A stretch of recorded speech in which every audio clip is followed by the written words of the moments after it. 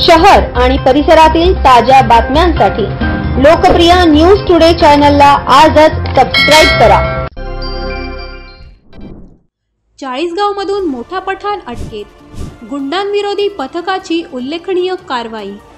खंडणीसाठी अपहरण करून जीवे मारण्याचा प्रयत्न करणाऱ्या टिप्पर गँगचा म्होरक्या शाकीर नासिर पठाण उर्फ मोठा पठाण याला गुंडांविरोधी पथकाने चाळीसगावमधून अटक केली।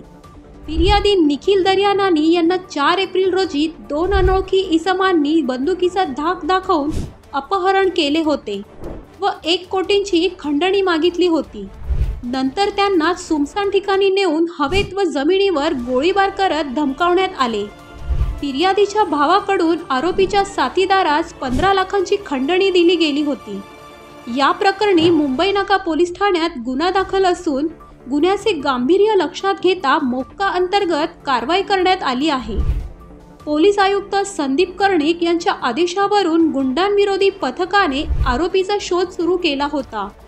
शाकीर पठाण हा लोणावळा व कोकण किनारपट्टीत फिरत असल्याची माहिती मिळाल्यावर पथकाने शोध मोहीम राबवून चाळीसगाव येथून त्याला टोयोटा ग्लांजा कारसह अटक केली। ही कामगिरी पोलीस उपायुक्त किरण कुमार चव्हाण, सहाय्यक आयुक्त संदीप मिटके यांच्या मार्गदर्शनाखाली सहाय्यक पोलीस निरीक्षक ज्ञानेश्वर मोहिते व त्यांच्या पथकाने केली। दिनांक 4 एप्रिल 2025 रोजी फिर्यादी निखिल प्रदीप दर्यानानी यांना काटेगल्ली सिग्नल द्वारका येथून 2 अनोळखी इसमांनी त्यांच्या क्रेटा कारमध्ये बसून बळजबरीने बसून त्यांना गनचा धाक दाखवून त्यांना मुंबई हायवे टिकतलॉन येथे घेऊन गेले। त्या ठिकाणी त्यांना 1 करोड रुपयाची खंडणी स्वरूपात मागणी करून त्यांना दम दिला व तिथून त्यांना त्यांच्या क्रेटा गाडीमध्ये उतरून आरोपी त्यांनी बलेनो कारमध्ये बसून घोटी येथे निर्जळ स्थळी घेऊन गेले व त्या ठिकाणी त्यांना 2 गोळ्या बंदुकीमधल्या 2 गोळ्या फायर करून त्यांच्याकडून 1 करोड रुपये मागणी केली असता फिर्यादीने त्यांना त्यांच्या जवळील 15 लाख रुपये देऊन त्यांची सुटका केली। याप्रमाणे मुंबई नाका पोलीस ठाणे येथे गुन्हा नंबर रजिस्टर 116/2025 BNS कलम 140(2) 351(2) 3.5 सह भारतीय हत्या कायदा कलम 325/27(2) प्रमाणे 5 एप्रिल 2025 रोजी गुन्हा दाखल होता। सदर गुन्ह्यातील गांभीर्य व गुन्ह्यात असलेले सराईत गुन्हेगार याची गांभीर्य पाहता माननीय पोलीस आयुक्त श्री संदीप कर्णिक सर यांनी सदर गुन्ह्याला मोक्का कायद्याने कारवाई केली आहे।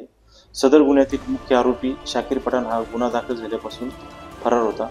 त्यास तात्काळ अटक करण्याबाबत माननीय पोलीस आयुक्त श्री संदीप कर्णिक सर यांनी गुंडाविरोधी पथक यांना आदेशित केले होते। त्यानुसार गुंडाविरोधी पथकाने सदर आरोपीची मागील 15 दिवसापूर्वी माहिती काढली असता आरोपी हा लोणावळा व कोकण किनारपट्टी या भागात गेला असल्याची माहिती मिळाली।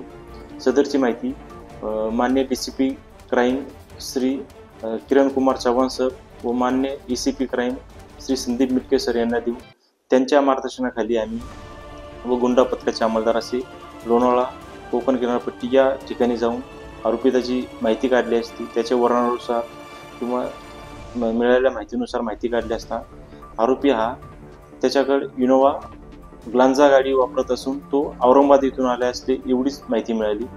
त्यानुसार सदरची माहिती आम्ही पुन्हा मान्य DCP crime sir Shri Kiran Kumar Chavan sir यांना देऊ त्यांच्या मार्गदर्शनाखाली पुन्हा आम्ही औरंगाबाद येथे मागील 3 दिवसापासून तिथे स्थानिक गुन्हेगार स्थानिक लोक व ग्लांजा गाडीची माहिती काढली असता आम्हाला अशी माहिती मिळाली की सदरचा इसम नाशिक येथील इसम हा चाळीसगाव, मालेगाव व औरंगाबाद किंवा बुलढाणा अशा ठिकाणी राहत असून शक्यतो चाळीसगाव व मालेगाव औरंगाबाद या ठिकाणी राहतो।